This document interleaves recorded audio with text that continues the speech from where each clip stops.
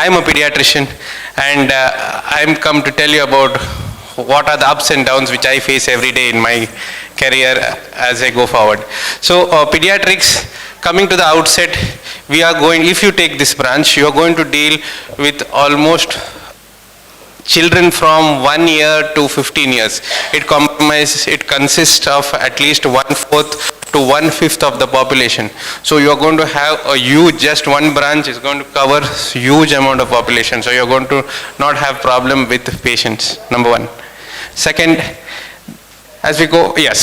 So in pediatrics, the beautiful thing is that you are going to see normal kids also who are going to come to you for a normal well-being care and to see their development and growth. Now the beautiful part of this is, it is very fulfilling to see whatever you tell the mother, and the mother says, yes doctor, whatever you said is happening, it's growing so well. So there's a sense of very fulfilling feeling when you deal with these children. There's a good job stability, as I told you. There are varied opportunities for specialization, and it is highly gratifying because whatever you say, the outcomes are faster. So when you come to these varied specialities, so when you say pediatrics, you might be thinking of conventional one where you see a doctor sees a child. That's not it today. Today there is a lot of specialization in pediatrics. It all depends on what you like. If you want to be a clinician and you're ready to work your day out, you can take high intensity branches like neonatology, pediatric intensive care. These are highly demanding specializations in pediatrics. Whereas if you like pediatrics but you don't want emergencies, you want time, you want work-life balance, as everybody today, as soon as they start, I want work-life balance, then the branch in pediatrics for that would be developmental pediatrics, would be pediatric endocrine. These are all, development pediatrics is coming up in a big way, thanks to the digital world, who are only helping to enhance the number of cases who are coming in. I remember when I started here in Mangalore, we had only one developmental center. Today, at least there are 15 in Mangalore, and all are thriving. This is a specialization where you don't have emergency, you have good work-life balance, and you have number of cases are only going to increase by the day. So decide if you are interested in pediatrics, whether you want an high intensity work or a low intensity work, both are available in this field. And coming to the demerits, very, very emotional. Parents are ready to sit with fever for themselves, but if the child is having fever for a day, they will panic. Immediately they want you. Immediately they want you to answer. I have got threatening calls from parents and grandparents, advocates, and so just because I have not answered the phone, saying that I have booked cases against 40 hospitals and so many doctors, you have sent me a generic message, all sorts of, it's finally the stress. So you are going to deal with this amount of stressful parents whenever the child is ill. Then you have burnout, yes, because once you are with a child, till the child stabilizes, the parents want you there. So there is no especially if you take high intensity work fields like neonatology, pediatric intensive care, you don't know, you are round the clock. I call myself nomadic, because anybody asks me, where will you be today in the afternoon? Where will you be in the evening? I say, I don't know. Because you cannot plan, especially when you are doing high intensity work. Whereas if you are going into the fields where it's lesser intensity, like developmental pediatrics and endocrine, pediatric neuro, you will not have all these issues. So long unexpected work hours, challenging interaction with pediatric parents and patients, as I already told you, because the patient's limit is the threshold is very low with the parents.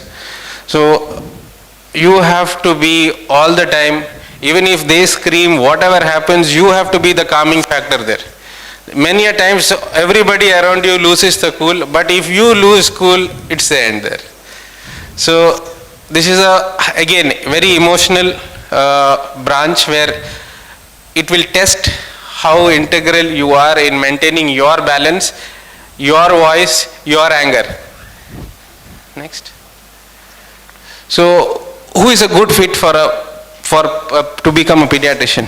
So, a person who is empathetic and has lots of patience, who has strong communication skills, who is able to drive his message through, and who is dedicated.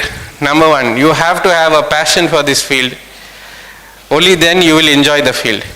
If you are taking this field for reasons other than your passion, then you might regret, because it is a very, very intensive field and patients require all your time. But it's very, very rewarding. Once I enter my clinic, in fact, whatever burden, whatever things I have in my mind, I completely forget it while you see the child. The laughter on the child, and as you see one by one, it's so innocent, and so it's very rewarding if you do it with passion. Thank you very much. I hope you are able to decide with this.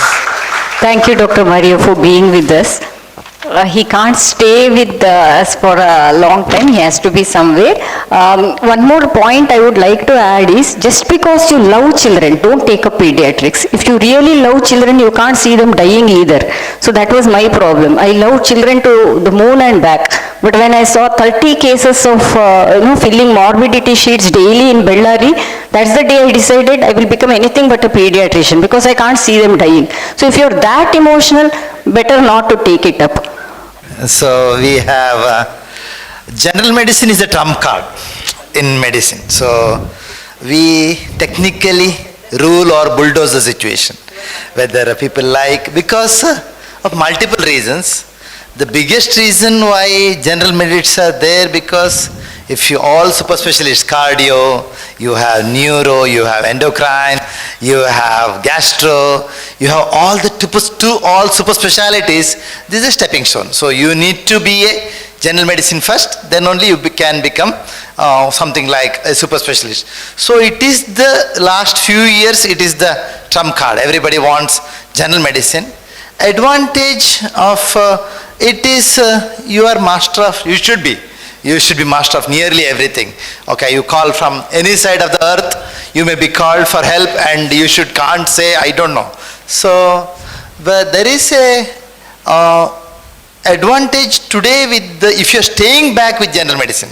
Now last year I don't have numbers, out of 30 we had 24 placement for DM or something like that. So we have only 6 left out.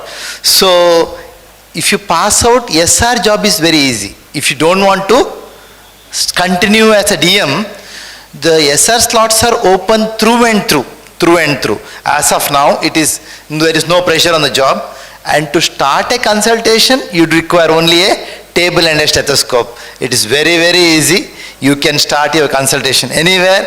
As sir told, in all clinical branches, it is like that. How much you want to run? You want to run, a pace is yours. How much you want to sleep, how much you want to but if you are in a corporate world, only then you can fix a time.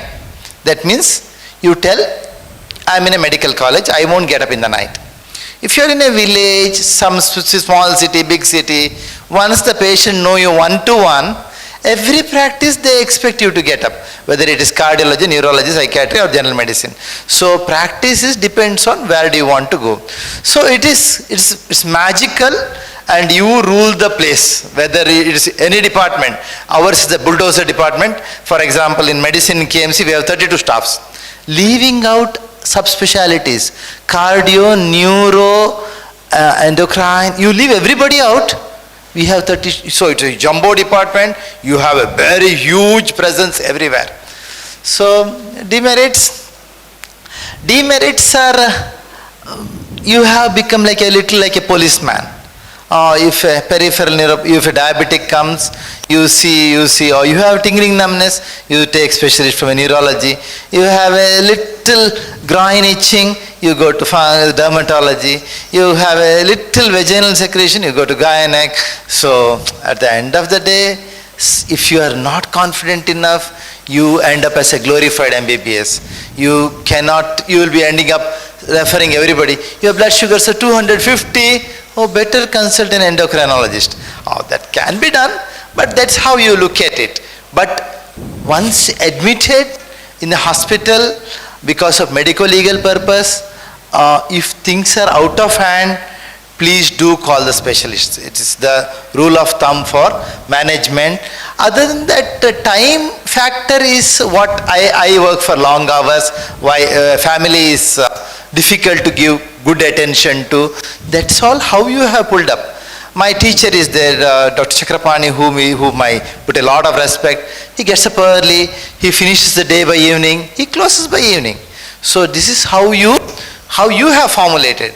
A one-to-one, but if you are in a one-to-one practice, they will wake you up in the night, they will call you, because you are the first referral. Because chest pain, many people go to cardiologist, but primarily they call a physician. You have a fever, you get call. You have a loose motion, you have a call. You have fallen from a tree, you only have a call. Somebody not talking, not responding, you have a call. So if you remove MBBS, it is not going out as a primary respondent. General physicians are the primary respondents. So it's fantastic on one side. It's a little dull side that you may not be a big boss. But who is the next? Who is a good fit? It's broad. It's not a narrow firing zone. It's not a one book. You need to know a little bit about everything. You can't refer every case of a little groin itch, a little peripheral neuropathy, a little here and there to everybody. So you need to know a lot of subject and you need to be strong in your subject. If you're very superficial and you want to dig deep into a narrow spectrum, okay, everybody is a trump card, then you have to go to a super speciality. But if you are a very good super specialist, my lot of teachers in Mangalore, my lot of colleagues, lot of cardiologists, they teach general medicine. Diabetes is there, they will not say, because they are all physicians at the end of the day. You shouldn't ask, why is a cardiologist writing a diabetic medicine? One prescription is fantastic. The merits I forgot to tell you. The biggest reason why I am surviving is patient first go to neuro, then go to ortho for their knee joint, then they go to cardiology for their cardiac, then they go to the psychiatry for little stress. They have 5 prescriptions in their hand. You are the one who can sit together and see what suits you, what is the final plan of action, what you can afford to take, means not financially. You have too many drugs side interacting, you don't call everyone unless it is critical. Stopping a cardiac medicine, you will call them, but other things you just strike, this you can't take, this you can't take, 3 vitamins are there, this 2 goes off. So you are the final MasterCard for what a multiple prescriptions, if they goes to multiple consultation, you decide on what to do. So you need to know everything's bird's eye view so that you can compile a final prescription. As a surgeon, all of you did MBBS to become what? To become either a physician or surgeon, because that's where you're going to see the patients. All the other specialities will help you from behind. But we are the ones who are in the front of the field. If there is an accident, the first person seeing the patient is the surgeon. So yes, you are highly respected. You will be seeing the patients day in and day out. You will have a very glamorized life because everybody will say, oh, he's a surgeon. So you will be respected a lot. But along with that, a lot of responsibility comes. It's life-saving. Whenever you have an accident, whenever you have an acute abdomen, whenever you have any injuries, the surgeon will be the first one in the casualty. And most of the patients you see in the casualty will be trauma, will be some kind of injuries, will be some kind of tumors, something like that, where you will be actually operating on the patient. So if you're going to take the knife, you have to be a surgeon. Without that, you cannot be a surgeon. You have to operate and you should be able to do that. So the privilege of actually using the knife on another person is only given to you. As a surgeon, you are the only one who is licensed to do this. But when you're using the knife, it's a double-edged sword, so you have to be careful. Great sense of accomplishment. Imagine a child comes with an appendicitis and you do a surgery and the child does very well. Or in the case of as a neurosurgeon, a young person has fallen off from a bike, has an extradural hematoma, you operate, the guy is back in action in few days. Significant injury, like if you have an injury on the hand, blood is going, it's bleeding, you operate, you do this. So it's very, very glamorous, and you get a lot of sense of satisfaction because the results are immediately, within few hours if you've done well. You have multiple specialty. You just don't have to be only with abdomen. You can do with the chest, you can do with the brain, you can do with the heart, neurosurgery, cardiac surgery, surgical gastro, you name it. Multiple specialties. You can go on operating. You'll be seeing blood every day if you're that kind of a person. You have an interesting variety of cases, starting from the top, the head, to the foot. If it's a diabetic ulcer, if it's an amputation, if it's an inguinal hernia, if it's a perforated appendix or perforated viscus, if it's cardiac surgery, and of course, ultimately, if it's neurosurgery. The technology helps you great. You don't have to struggle like earlier. So many advances are there in technology. I will come to that. Robotic surgery, where you can do everything using a robot. You have to be behind. The robot is not going to just do it on its own. You're going to be behind. Most of the medical colleges in Mangalore have got robotic surgeries. So it's a very, very advanced, technical advances. You have lasers, you have multiple procedures, intra-abdominal procedures, cardiac pumps, multiple technological advances. As the technology advances, you will also be advancing and you will be part of the thing because they can't exclude the surgeon from this. Even if it's robot, it's actually the surgeon behind who's operating the robot. But you will have to eventually work as a team. It's like, for example, the Indian cricket team. Virat Kohli, all of you know, did very well. But can he function alone without the rest of the 10 people?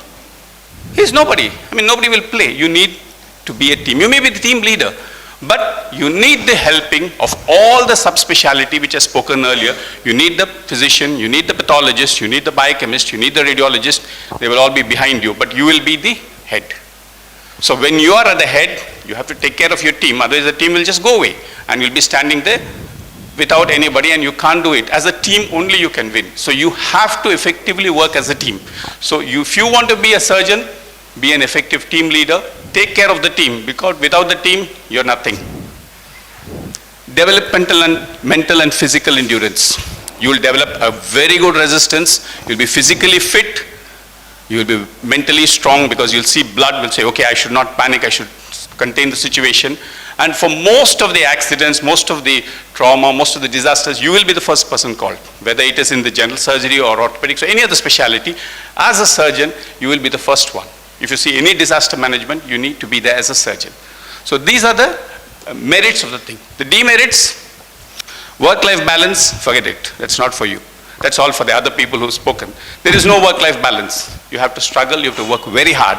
You may have some life sometime, but that is only when you become senior and old like me. But otherwise, it's a very stressful, long hours. Work-life balance is difficult.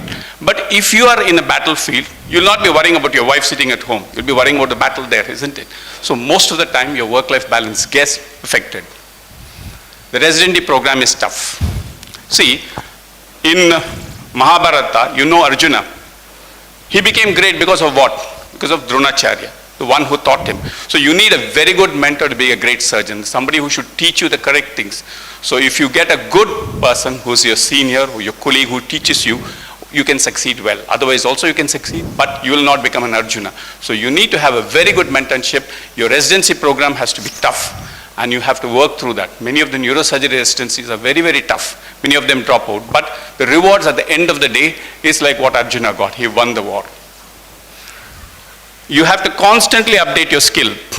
It's not like Arjuna said enough with one this thing and went off. He went to Himalayas, prayed, did all that stuff, got the Pashupatastra. You will have to also train for very hard. You will also have to do a lot of work, and then you will get the recognition. So it's a long process. So if you're taking for that kind of commitment, then go for surgery. Of course, when you're doing all this, the litigation is going to be higher. If you're going to use the knife on somebody, they may use it on you, but not the knife, the court. Litigation is high. But where there's no litigation, if you go to US, even for a small thing, they'll put a case against you. Maybe that's not in India. But the litigation is slowly increasing, and that's the reason why AMC is doing all these programs, because we try to prevent, because surgery is needed. Obviously, if there's an appendix, somebody has to operate. You don't expect the robot to come and do it. Somebody has to do. So this is an integral part of life. Anywhere there is life, you need to have a surgeon to take care of whatever needs to be surgically operated. So one of the demerits is high litigation. Who are the people who are actually interested in this? Those with high passion. You should have a high energy. You should have a lot of interest in surgery. Don't take it up if you see, look at the sight of blood and say, oh, I can't manage. You will be seeing blood day in and out. You will be covered in blood. Sometimes it will be flowing down. You will have to manage with all that. You have to be physically and mentally fit. Normal neurosurgery procedure takes 6 to 7 hours, and we do at least 3 or 4 cases in a day. Imagine 8 to 12 hours of work. So if you're not mentally and physically fit, don't even choose this. You should have good dexterity of the hand. You should be able to do the things. You should be able to suture. You should be able to handle the tissues. You can't be rough with the tissues. The more gentle you handle tissues, better will be your results. And as I mentioned, you should be a team player, because nothing can be done. If the OT nurse doesn't help you, your surgery is all gone. So you have to respect that. But that's a good thing, because you will have a lot of friends. You'll be friendly with everybody, starting from the pathology, from the biochemistry, from the OT nurse, from the technician. Everybody will be your friend, because you will be interacting with them. Only then you can get the results. So you'll be forced to do it. So you will become a better team leader. Of course, don't come to surgery thinking that I'm going to do everything. There's going to be no failures. There's going to be a lot of failures. But that's the stepping stone to success. If you don't fail, then you know how to succeed. So yes, there will be failures. You will have to talk to the patient. Sometimes you operate, patient dies. Many patients I operate, they die. You will have to tell them, look, this is the thing. So you will be able to communicate better. And overall, as a person, you will become much better in dealing with it. But there are a lot of sacrifice you have to do. Be prepared for that. And then if you still want to become a surgeon, this is one of the best fields, both financially and as a person. The financial rewards are, the sky is the limit. You don't even need to put a number. The sky, you can earn anything you want. Okay, and opportunities are very good. Lot of hospitals, lot of places where the super specialties, basic surgeries, they're all needed. Of course, depending upon your interest, you can choose whichever field you want. But these are the points which I like to keep in, for you to keep in mind before you choose this. So let us talk about obstetrics and gynecology. Now, first I want to talk only about obstetrics, because it's a very unique and challenging specialty.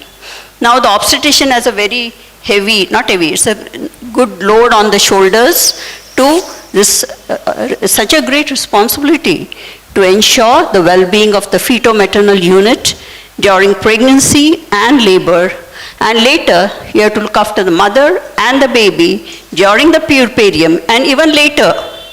You'll see that one of the things which happens, you think it's a low-risk pregnancy, and any time it can become a high-risk pregnancy. Now, management of in obstetrics is actually very exhilarating, because we have a combination of medicine. We treat hypertension, we treat diabetes, we treat epilepsy, you treat urinary tract infections, all these during the pregnant period, of course, of the patient. And of course, we have our very good physician friends and other specialties to help us out. Then we do a lot of surgery. We do cesarean sections, we do MTPs, we do sterilizations. So a lot of surgeries involved. Then of course the beautiful art, I call it the art of delivery, the art and science of delivery. And I tell you that the birth of a new life, this is one of the most exhilarating experiences, and it's a rare privilege compared to any specialty. I should say it's a rare privilege for any doctor when you have that beautiful baby in your hands after a delivery, and the happiness of the parents and all the people around them, because this is the greatest gift of their lives, and you're giving it to them, you're helping to give it to them. So this is one of a rare privilege, I should say, for a doctor. Now, pregnancy is a physiologic phenomenon. So everybody expects this happy outcome. But what happens? Sometimes there can be complications. And maternal and perinatal morbidity and mortality. Okay, this is a very important indicator of the health of a nation, in fact. So government takes it very seriously. So anything going wrong there undergoes strict audit by the government and under the full glare of public scrutiny. You'll see it, it's coming in the papers, this happened, that happened, I'm sure you all are seeing all that. So you have OBG, which has one of the highest litigation rates. Okay, I don't want to go into it. of compared to any specialty, because it's supposed to be a normal physiologic phenomenon, please remember, and things have gone wrong. That's why there's less tolerance when things go wrong. Okay, but we know it can go wrong, correct? Next. Now, who should be, what would be the attributes? I wouldn't say who is a good fit. Rather, I would say what would be the attributes of an obstetrician. Integrity, most important, like in any other field. You have to have integrity in all aspects, okay? The respect of your colleagues, which is a very good barometer of what you are, in fact, okay? The respect of your colleagues and your patients, okay? Then next is empathy, because this woman, as a pregnant woman, is at her most vulnerable, okay? And she's coming to you. And she expects you not only to be a doctor, but like a mother to her. So she requires empathy from you, especially during the labor process, okay? Because she's so vulnerable, okay? This is a new experience for her. Bringing forth a new life is one of the biggest things a woman does. And and dependability, most important. You can't say, oh, I'm not here. No, that doesn't work. She is depending on you throughout pregnancy and during the labor process and during the puerperium and sometimes lifelong, in fact. That is the bond you get. In fact, I have so many patients coming to him, oh, you delivered so many years back. Now that girl is in engineering or she's gone abroad. So such a bond is established with the patients, which is lifelong. And they are ever grateful to you. That's the great beauty of it. So you should be able to provide. So she is expecting you to be not only a doctor, but like a mother during pregnancy, during labor process, and even later. So what happens? Not an easy thing when you have such a big thing on your shoulders, okay? So you need to have physical, mental, and emotional stamina. Oh, for the patient, for the doctor. The doctor needs to have all this. You need to be fit, you need to be mentally strong, psychologically strong, okay, to take this on yourself. Then another thing is, it's very stressful. Obstetrics is quite stressful. There are joyous moments, ups and downs. Stressful is there, definitely, because it is changing. Every minute is changing. The maternal-fetal interaction during pregnancy keeps on changing. And more so during the labor process, minute to minute, second to second, okay? That's why a patient in LT is like it's like the same situation like if she was in ICU. That is how we compare it. Every second her status is changing. Anytime the situation can change and it can be detrimental to the mother, fetus, or both. And of course it will come on you, okay? So that is the stress you should be able to handle.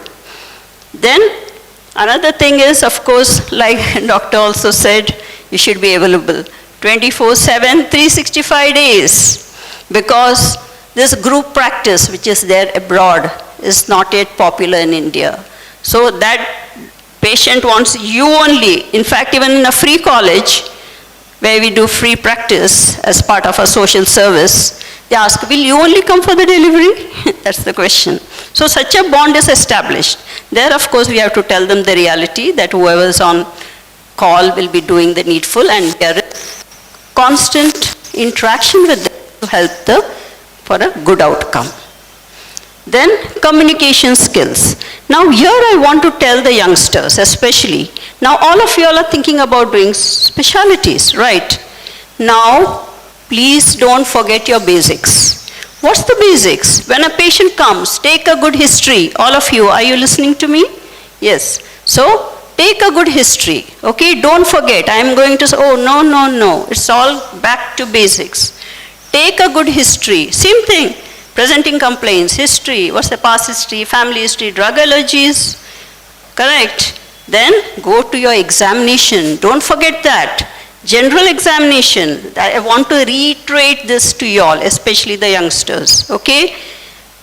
Why is it called vitals? The vital signs, pulse, BP, temperature, that tells you the actual status right now of that patient. Don't forget that, okay? General examination. Then CVS, respiratory system. See, even OBGYN patient comes, I never say go directly and see what's wrong with the genital tract. No, she comes to you, probably you're the only doctor she's coming to, correct? And you need, maybe she has some bigger problem going on with her. Maybe she has a heart disease, which has not been diagnosed. And during pregnancy, she can even die because of the great demands on the cardiovascular system during pregnancy. So, don't forget, CVS, respiratory system, obstetric examination, come to a diagnosis. That's how we go. Take all our old papers. Maybe she has gone to 10 doctors. There is a treasure trove of information. All these old papers, all these scraps of paper she'll pull out from her bag, okay? And that is a treasure trove of information, okay? So there you'll get so much knowledge from what is actually wrong with her. Then come to your diagnosis. Use your analytical mind to come to a diagnosis. This is just like any other specialty. Don't forget your basics. Again, I'm reiterating this to all the young doctors here. Okay, so come to a diagnosis, put the relevant investigations. Then next comes communication, which is so important. Communicate with the patient and the party. This is it. Understand, this is what I'm doing. This is what's going to be the plan of management.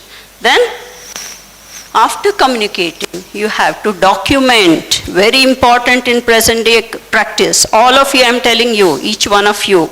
And we are even recording it so that it will go to more people, more youngsters will take up all this. Don't forget the basics. Again, I'm reiterating this, okay?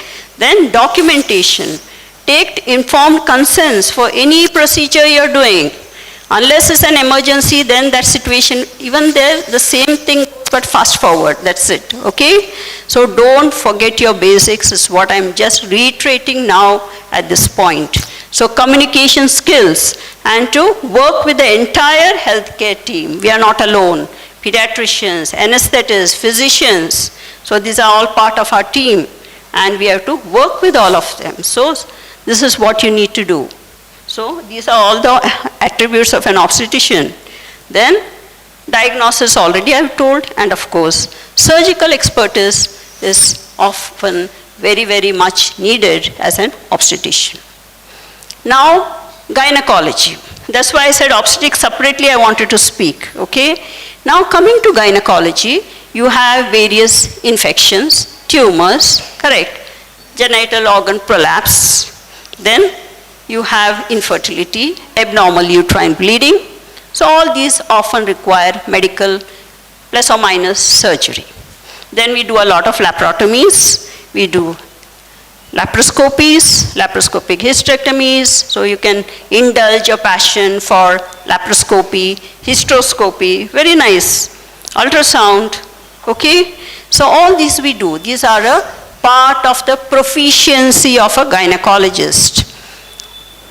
Now, you have finished your masters in OBG. You have various options now. Okay, you don't want to do core obstetrics and core obstetrics and gynecology is what the country needs. Okay, we need obstetricians. We need gynecologists who do core obstetrics gynecology. That's what actually the nation needs. But if you want, we can't say no, you do this only. No, you might be inclined to certain things. So you can do various subspecialties after that. You have maternal fetal medicine. Okay, what is it dealing with? High risk pregnancy, then diagnosis, fetal diagnosis, and sometimes in utero treatment. So you have a 1-year fellowship in this and you can devote your life to this. Okay, then you have reproductive medicine where you have 3-year DM courses there where you deal with infertility and IVF, etc. Okay, so you can devote your life to that also. Then minimally invasive gynecological surgery, you have 2 years fellowships going on and you can again devote your life to doing laparoscopies, hysteroscopies, etc. Then gynecological oncology. 3 years MCH course is there if you are inclined towards treatment of cancers. So this is you can devote your life, and you can also do robotics later, okay? Because that's another big field which is coming. Then urogynecology. Urogynecology deals with dysfunctions of the pelvic floor, like stress urinary incontinence. So here there is a 2 years fellowship course which you can do, and you can devote your life to this also. So we have OBG, which is a highly challenging field, demanding, but I can tell you that it is a deeply satisfying field. It is beautiful because, as I said, nothing is more a privilege for any doctor than helping to bring forth a new life. The most fulfilling thing for any doctor is that. And you can indulge your passions for doing medicine, bit of medicine, surgery, laparoscopy, hysteroscopy, and if you want, go into the subspecialties and then even do robotics. So it is a beautiful field. I encourage you all to take it up because nothing is more important, like I said, bringing forth a new life will be the future of the nation.